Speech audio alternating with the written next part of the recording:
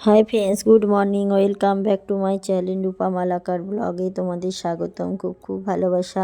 আজকে শনিবার নতুন একটা ব্লগ নিয়ে চলে এসেছি। সারাদিন কী করছি না করছি আমার সাথে থাকো, দেখতে থাকো, না স্কিপ করে পুরো ভিডিওটি কন্টিনিউ দেখতে থাকো।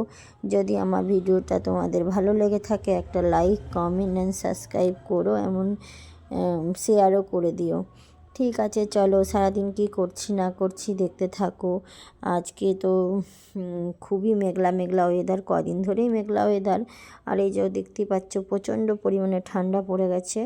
এখানে একটু চা করে নিচ্ছি, চা খাবো, তারপর দোকানে যাব। দোকান থেকে দেখো ম্যাগি এনেছি, সার্ফ এনেছি, 1 কিলো তেল এনেছি, বাড়ির উপরে কটা সবজি এসেছিলো, সবজি নিয়ে এসেছি।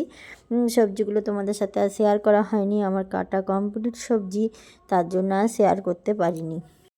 সবজি কাটা কমপ্লিট, এবার রান্না করব। কি করছি না করছি অবশ্যই তোমাদের সাথে শেয়ার করব। আমি তো 5 কিলো করে তেল কিনি, কিন্তু এখন কিছুদিন 1 কিলো করে কিনে নিয়ে আসছি তেল, নিয়ে এসে চালাচ্ছি। আর দেখতে পাচ্ছি এখানে কত জামা কাপড় জড়ো হয়ে আছে, কাচবো বলে এগুলো সব কাচবো। তারপর রান্না বান্না হয়ে গেছে, একটু মামার শ্বশুর বাড়িতে ঘুরতে এসেছি। এর দেখো সেই বেগুন গাছটা দেখেছিলাম, কত সুন্দর বেগুন হয়েছে দেখেছো, আর গাঁদা ফুল লাগিয়েছে, বেশ দেখতে ভালো লাগছে, তাই তোমাদেরকে একটু দেখালাম। আমিও দেখতে গেলাম, মনে করলাম ক্যামেরাটা অন করি, তোমাদেরও দেখাই। দেখো কত সুন্দর লাগছে, আর এই ফুল দুটো খুব সুন্দর লাগছে, দেখতে পাবে। যখন একটা বেগুনি কালার আর একটা হচ্ছে পিঙ্ক পিঙ্ক, খুব সুন্দর লাগছে ফুল দুটো, তাই তোমাদের সাথে একটু শেয়ার করলাম। তারপরে দেখো আমার পুচকিটা বদমাসি কাকে বলে, পাটাকে তুলছে একবার নামাচ্ছে, আর গল্প কী বলছে না, হাই গাইস আমি তিশা, তাই বলছে। এখনকার বাচ্চারা সত্যি এতটা মানে চালাক চতুর বা এতটা বুদ্ধিমতী হয়, আগেকার বাচ্চারা কিন্তু এরকম ছিল না। দেখো এখানে একটা চচ্চড়ি করেছি, এখানে বাঁধাকপি করেছি, মটরশুঁটি, গাজর টাজর সব দিয়ে। আজকে যেহেতু শনিবার নিরামিষ, আর এখানে সয়াবিন আলুর একটু তরকারি আছে। আমাদের তো শুকনো লঙ্কা খায় না, যে জন্য কাঁচা লঙ্কা দিয়ে আমরা রান্না করেছি। দেখতেই পাচ্ছ ধনে পাতা অ্যাড করেছি। আর এখানে আছে বেতো শাক করেছি। আর এখানে হচ্ছে ফুলকপির পকোড়া, যেটা আমার ছেলের নিরামিষে একটু লাগেই বড়া, তোমাদের তো এর আগে শেয়ার করেছি। আর আমাদেরও ভালো লাগে শীতকালে বেশ ফুলকপির পকোড়া খেতে। তাই এখানে পকোড়াটা দেখতেই পাচ্ছ ভাজতে বসিয়ে দিয়েছি।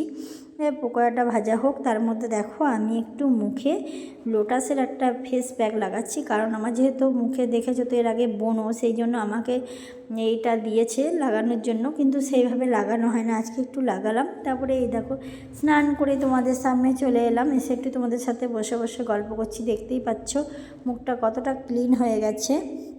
তারপরে দাদাভাই চলে এসছে, এবার খেতে বসবো, তাই একটু তোমাদের সামনে এলাম। দেখতেই পাচ্ছ আমার ছেলের হাসি, আমার সাথে একটু গল্প করছে, তাই বলছি চলো আমরা খাওয়া দাওয়া করি।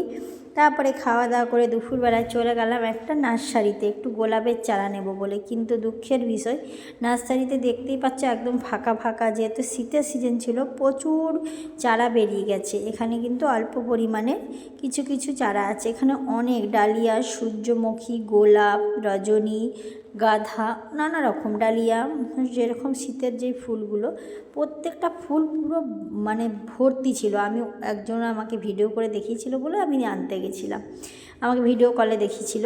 আমি ঠিক আছে চলো যাই, ক্যামেরাটা অন করছি, মনটা ভালো লাগছে না। তোমরা দেখতেই পাচ্ছ পুরো ফাঁকা ফাঁকা, এগুলো কিন্তু গোলাপ চারা, এখানে শুধু চারা বিক্রি হয়, ছোটো ছোটো চারা ফুল সমেত বিক্রি হয়। এই যে এই চারাটা যেমন এখন টবে বসিয়ে তারা বিক্রি করবে, জানোই তো, একটা কোনো কালো ক্যারি প্যাকেটের মধ্যে গাছটা লাগিয়ে বিক্রি করে। তোমরা তো এর আগে সবাই জানো চারা গাছ কীভাবে বিক্রি করে। দেখতে পাচ্ছ নানা রকম ফুল আছে, এই ফুলগুলো কি ফুল বলে আমি সঠিক জানি না, কিন্তু খুব সুন্দর লাগছে। কিন্তু আমার বাড়িতে তো সেইভাবে জায়গা নেই, তাই বেলকুনির জন্য 3টে গোলাপ চারা আনতে গেছিলাম, গিয়ে দেখলাম দুঃখের বিষয় গোলাপ চারা নেই। ঠিক আছে কোনো ব্যাপার না, চলে এলাম। বলেছে পরে আবার একদিন আসতে, আবার যাব, তখন তোমাদের সাথে শেয়ার করব। কিন্তু দেখাতে ইচ্ছা করছে না, তবুও তোমাদের একটু দেখাচ্ছি, কারণ দেখতেই পাচ্ছ সব ফুল কিন্তু চারা সমেত বেরিয়ে গেছে। কিছু কিছু আছে, মানে সেরকম ফুল নেই। পরেই দেখো রেডি হয়ে নিলাম, এখন যাচ্ছি আমরা একটু বাজারে যাব ছেলের জন্য একটা স্কুলের ড্রেস কিনতে। তোমরা আমাকে বলবে এই মেয়েটা সারাদিন শুধু ঘুরতেই থাকে, কি করব বলো, দাদাভাই ডিউটিতে থাকে, আমার উপরে একটু প্রেশার পড়ে, যার জন্য দেখতে পেলে কালকে স্কুলে টিসি নিলাম, একটা স্কুলে আবার একটা স্কুলে ভর্তি হলাম। আমার ছেলে তো যেহেতু বেসরকারি মানে সরকারি স্কুলে পড়াশোনা করতো না, কিন্তু সরকারি স্কুলেও নাম ছিল, সেখান থেকে টিসিটা আমি নিয়েছি। এই দেখো এখানে একটা সাদা ড্রেস নিতে এসেছি ছেলের জন্য। তারপরে এই দেখো এখানে একটু ফুচকা খেয়ে নিচ্ছি, বাজারে এসেছি। ফুচকা আমার খুব একটা প্রিয় নয়, তার মধ্যেও। তারপরে দেখো আমি একটু যাচ্ছি সোনার দোকানে একটু দরকার ছিল, তার জন্য আমি যাচ্ছি। চলো আমার সাথে, দেখতে থাকো কি দরকারে যাচ্ছি।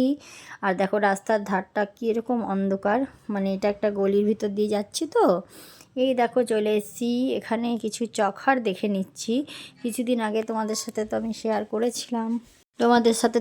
করেছিলাম, আজকে আবার একবার দেখিয়ে দিচ্ছি। দেখো চখারগুলো, এই চখারগুলো আমি একটু দেখছি, যেহেতু আমি একটা চখার নেব, বানাতে দিয়েছি বলেছিলাম, কিন্তু চখারটা যে ডিজাইনটা দিয়েছিলাম সেই ডিজাইনটা অন্য একজনা